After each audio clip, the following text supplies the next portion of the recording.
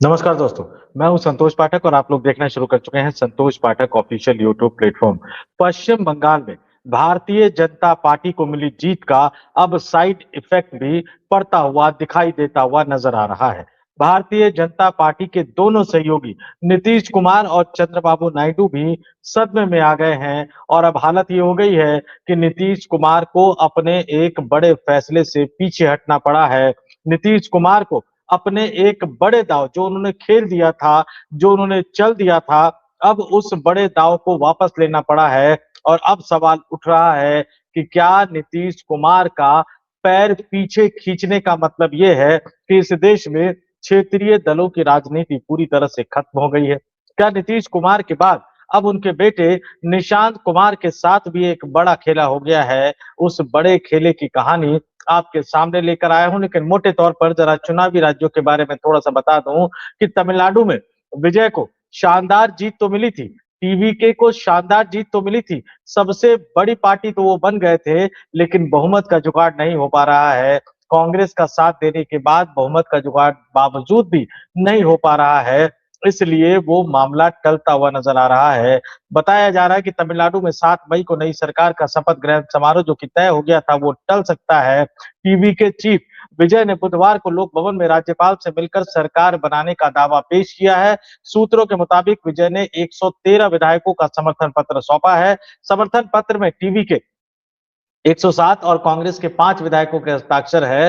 राज्यपाल राजेंद्र अर्लेकर ने लेकर उनसे कहा है कि सरकार बनाने के लिए 118 विधायकों के समर्थन की जरूरत है, तो 118 विधायकों के समर्थन का पत्र सौंपिए, तभी आपको सरकार बनाने का न्योता दिया जाएगा। और उसी 118 विधायकों का अब आंकड़ा पूरा करने के लिए विजय को लगातार मेहनत करनी पड़ेगी। 234 सदस्यीय विधानसभा में टीवीके की 108 सीटें हैं, लेकिन विजय 2 सीटों पर जीते हैं, इसलिए एक सीट जीतने पर यह 107 रह जाएगी और कुल सीटें 233 होने पर भी बहुमत का आंकड़ा 136 ही रहेगा। इसलिए टीवीके को 11 और विधायक चाहिए थे, कांग्रेस के 5 विधायकों का समर्थन मिल गया है, लेकिन अभी भी उन्हें 6 और विधायकों का और 113 विधायकों का समर्थन सौंप दिया है, तो 5 अन्य विधायकों का समर्थन चाहिए। वहीं पश्चिम बंगाल की बता देता हूं कि पश्चिम बंगाल में 8 मई को विधायक दल की बैठक होगी, जिसमें अमित शाह मौजूद रहेंगे पर्यवेक्षक के तौर पर, केंद्रीय पर्यवेक्षक के तौर पर, जिसमें सह पर्यवेक्षक के तौर पर उड़ीसा के मुख्यमंत्री मौजूद रहेंगे।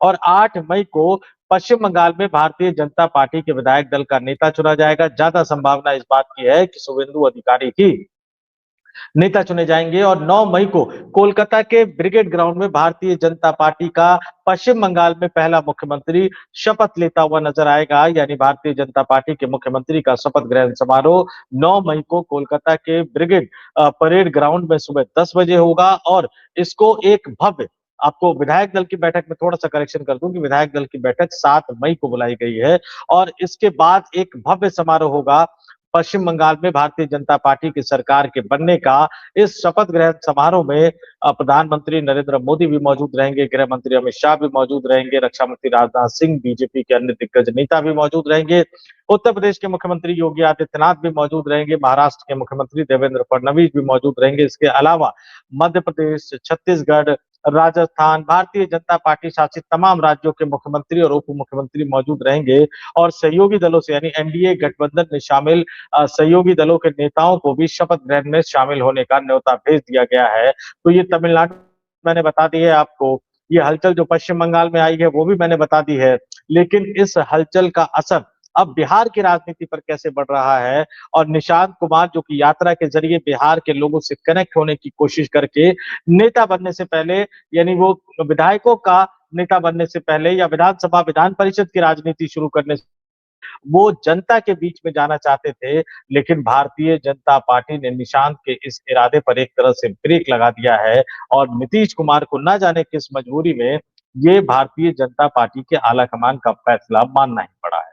निशांत कुमार की यात्रा फिलहाल स्थगित हो गई है और क्यों स्थगित हो गई है? क्योंकि अब उन्हें बिहार की सरकार में मंत्री पद की शपथ लेनी है। विडंबना देखिए कि जो नीतीश कुमार के उत्तराधिकारी माने जा रहे हैं, उनकी पार्टी जनता दल यूनाइटेड से 2 डिप्टी सीएम बन चुके हैं जो उनसे ऊपर होंगे और नीतीश कुमार के बेटे निशांत कुमार एक मंत्री के तौर पर, एक कैबिनेट मंत्री के तौर पर बिहार की सम्राट चौधरी की सरकार में शामिल होंगे और इसके लिए उन्हें अपनी यात्रा को भी रद्द करना पड़ गया है। अब फिर से शेड्यूल आएगा यात्रा का, कब आएगा, कैसे आएगा? और जिस तरह से निशांत कुमार पूरे बिहार में अपनी यात्रा का प्लान अपनी खाका बनाकर बैठे हुए थे, ये माना जा रहा था कि वो जनता दल यूनाइटेड को बिहार के एक-एक तहसील तक पहुँचाना चाहते हैं, जनता दल यूनाइटेड के कार्यकर्ताओं से संवाद करना चाहते हैं और जब सही फीडबैक निशांत कुमार को सीधे जनता से पहुँचता, नेताओं के ज़रिए नहीं, सीधे ग्राउंड ज़ीरो से कि वो नीतीश कुमार को फिर से मुख्यमंत्री देखना चाहते हैं या जनता दल यूनाइटेड के किसी नेता को मुख्यमंत्री देखना चाहते हैं,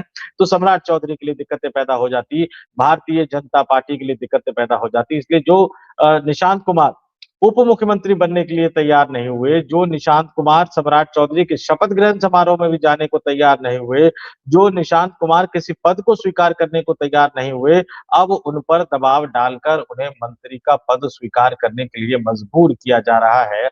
अपने आप में समझ लीजिए कि राजनीति किस तरह से बदलती हुई नजर आ रही है। पूरी खबर आपको बता देता हूं कि नीतीश कुमार के बेटे निशांत कुमार सम्राट चौधरी के मंत्रिमंडल में कैबिनेट मंत्री बनेंगे और कल जो पटना के गांधी मैदान में, पटना के ऐतिहासिक गांधी मैदान में जो बिहार सरकार के सम्राट चौधरी की सरकार का मंत्रिमंडल विस्तार होने जा रहा है, उसमें उन्हें मंत्री पद की शपथ दिलाई जाएगी। ये कहा जा रहा है, हमें बताया जा रहा है कि देर रात तक चली मीटिंग में निशांत इसके लिए मान गए हैं, लेकिन किस तरह का दबाव है उसका अंदाजा आप लगा सकते हैं।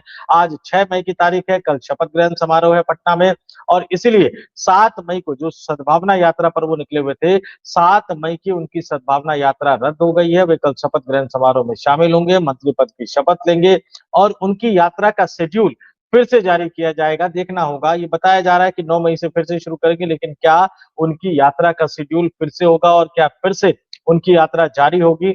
ये अपने आप में अभी हमें देखना पड़ेगा, नज़रें बनाए रखनी पड़ेगी और इससे पहले आपको बता दूं कि 7 सर्कुलर रोड स्थित नीतीश कुमार का जो नया आवास है, वहां पर जदयू नेताओं की बैठक हुई। बैठक में जनता दल यूनाइटेड के कोटे से कौन-कौन से नेता मंत्री बनेंगे, उस पर एक तरह से मोहर लगा दी गई है और जनता दल यूनाइटेड ने अपने संभावित मंत्रियों की लिस्ट को सम्राट चौधरी को सौंप दिया है। मंत्रिमंडल में कौन-सा विभाग किसके पास जाएगा, ये लगभग तय है क्योंकि मुख्यमंत्री और डिप्टी सीएम में जो मंत्रालय बांटे गए थे, उन्हीं राजनीतिक दलों के पास वो मंत्रालय जाएगा। हालांकि बयान इस बीच जो सोशल मीडिया के बड़े स्टार माने जाते हैं अनंत सिंह, उनका भी बयान आ गया। उन्होंने निशांत कुमार के मंत्री बनने पर खुशी जताते हुए कहा कि खून का असर दिखेगा, इससे ज्यादा खुशी की बात नहीं हो सकती। निशांत कुमार नीतीश कुमार के रास्ते पर चलेंगे और बेहतर काम करेंगे तो जनता दल यूनाइटेड का एक अलग गुट है जो निशांत के मंत्री बनने पर बहुत खुश है। और अब आपको बता दें कि जदयू कोटे से दामोदर राउत, बुलो मंडल, भगवान सिंह कुशवाहा को मंत्री बनाया जा सकता है। हालांकि विधायक दल के नेता जो हैं, श्रवण कुमार मंत्री बनेंगे या नहीं बनेंगे ये अभी देखना पड़ेगा। विडंबना देखिए कि विधायक दल के नेता श्रवण कुमार है जो बॉस होने चाहिए, लेकिन सरकार में 2 डिप्टी सीएम जेडीयू कोटे से पहले बने हुए हैं। नीतीश कुमार के उत्तराधिकारी निशांत कुमार जो बॉस होने चाहिए, अब वो अपनी ही पार्टी के डिप्टी सीएम के नीचे सरकार के अंदर काम करेंगे और विधानसभा में अपनी ही पार्टी के नेता श्रवण कुमार के नीचे काम करेंगे क्योंकि श्रवण कुमार जो है वो विधायक दल के नेता है। अब ये जिस तरह से भी विडंबना देख लिए और मोटे तौर पर आपके सामने बता देता हूं कि क्या-क्या होने वाला है और किस तरह से ये जो शपथ ग्रहण समारोह है, वो शपथ ग्रहण समारोह आगे बढ़ेगा और इसमें कौन-कौन से नेताओं के मंत्री बनने की बात कही जा रही है, इसमें कौन-कौन सी क्या-क्या चीजें निकल कर सामने आएगी, ये तमाम चीजें भी आपके लिए जानना बहुत जरूरी है। और सम्राट चौधरी की सरकार का ये शपथ ग्रहण समारोह भारतीय जनता पार्टी के कोटे से मंत्री बनेंगे, इसमें नीतीश कुमार की पार्टी के कोटे से मंत्री बनेंगे, इसमें चिराग पासवान की पार्टी के कोटे से मंत्री बनेंगे, उपेंद्र कुशवाहा की पार्टी के कोटे से तो उनके बेटे जो हैं वही एक तरह से मंत्री बनेंगे और इसमें जीतन राम मांझी के कोटे से उनके बेटे मंत्री बनेंगे। तो इसमें बीजेपी, जेडीयू, एलजेपी, हम हिंदुस्तानी अवाम मोर्चा और राष्ट्रीय लोक मोर्चा, इन पांचों दलों के नेताओं को, विधायकों को मंत्री बनाया जाएगा। उपेंद्र कुशवाहा के बेटे, जीतन राम मांझी के बेटे, तो उनकी संभावना आप समझ ही रहे हैं। जेडीयू कोटे से और भी मंत्री बनेंगे, लेकिन नीतीश कुमार के बेटे जो है वो निशांत कुमार भी मंत्री बनेंगे। ये मोटे तौर पर खाका फिलहाल तैयार होता हुआ नजर आ रहा है और इसमें तमाम बीजेपी के दिग्गज नेता यहाँ मौजूद होंगे और शपथ ग्रहण समारोह को तो ये भव्य नहीं बना पाए, लेकिन ये मंत्रिमंडल विस्तार के समारोह को भव्य बनाएंगे और इसलिए पटना के गांधी मैदान में ये शपथ ग्रहण समारोह जो है मंत्रिमंडल का, ये आयोजित किया गया है और इस मंत्रिमंडल के गठन को लेकर जबरदस्त बातचीत हुई, बल्कि जबरदस्त बार्गेनिंग हुई। सम्राट चौधरी को न जाने कितनी बार नीतीश कुमार के साथ मिलना पड़ा और सम्राट चौधरी को फिर आनन-फानन में दिल्ली भी जाना पड़ा और एक दिन में दिल्ली में 1 दर्जन नेताओं से ज्यादा उनकी मुलाकात हुई। हालांकि इसमें काम का एक अमित शाह और आप नितिन नवीन मान सकते हैं, लेकिन बाकी भी बिहार से जुड़े महत्वपूर्ण मसले तो थे ही। लेकिन इस मुलाकात में ही इस मंत्रिमंडल फेरबदल पर एक तरह से मोहर लगी, मंत्रिमंडल फेरबदल पर,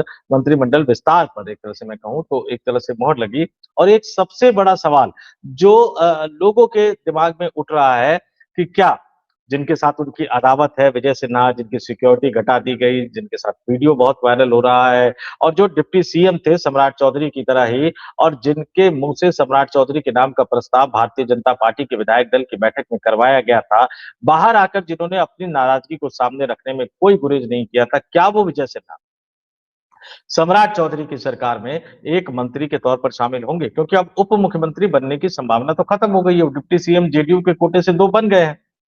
सूत्र ये बता रहे हैं कि विजय सिन्हा जो है वो अब इस सरकार में शामिल होंगे, यानी सम्राट चौधरी की सरकार में एक मंत्री के तौर पर काम करते हुए नजर आएंगे। हालांकि मंत्रालय उनका पुराना वाला ही मिल सकता है।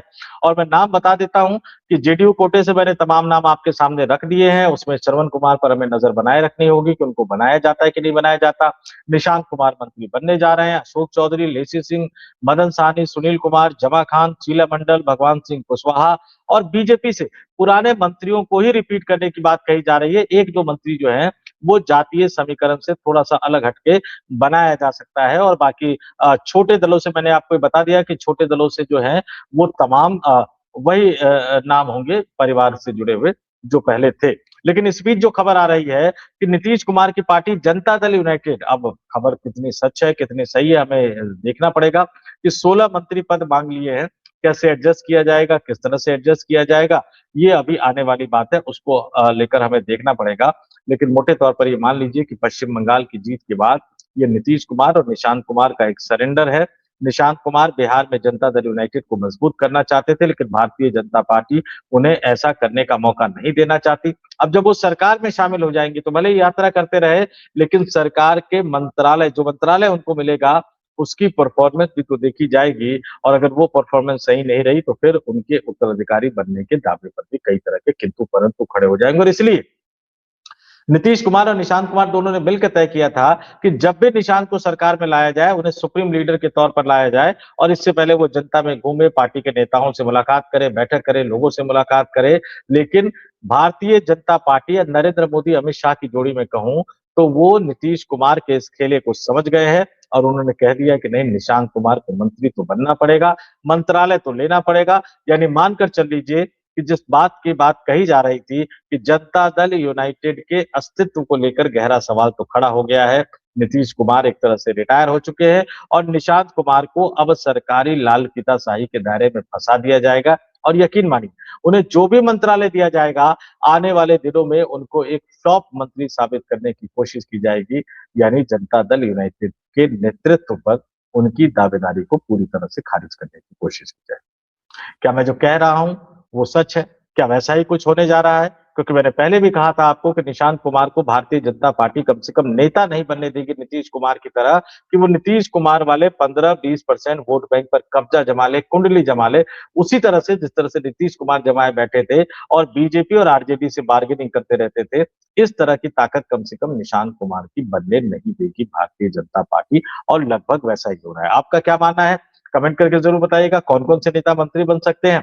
इसको लेकर आपका क्या मानना है? ये भी कमेंट करके जरूर बताइएगा और बिहार की राजनीति आने वाले दिनों में कौन-सी शक्ल अख्तियार करती जा रही है, उसके बारे में भी कमेंट करके जरूर बताइएगा। इस वीडियो में इतना ही। मुझे यानी संतोष पाठक को दीजिए इजाजत। वीडियो पसंद आया हो तो लाइक कर दीजिए, चैनल पसंद आया हो तो शेयर कर दीजिए। अगर स्पेशल व्यूअर के तौर पर, मेंबर के तौर पर हमारे चैनल को ज्वाइन कर सके तो आगे बढ़िए, हमारे चैनल को ज्वाइन भी कीजिए। तो इस वीडियो में इतना ही। मुझे यानी संतोष पाठक को दीजिए इजाजत। आप तमाम लोग देखते रहिए संतोष पाठक ऑफिशियल यूट्यूब प्लेटफॉर्म। बहुत बहुत धन्यवाद, आभार, नमस्कार।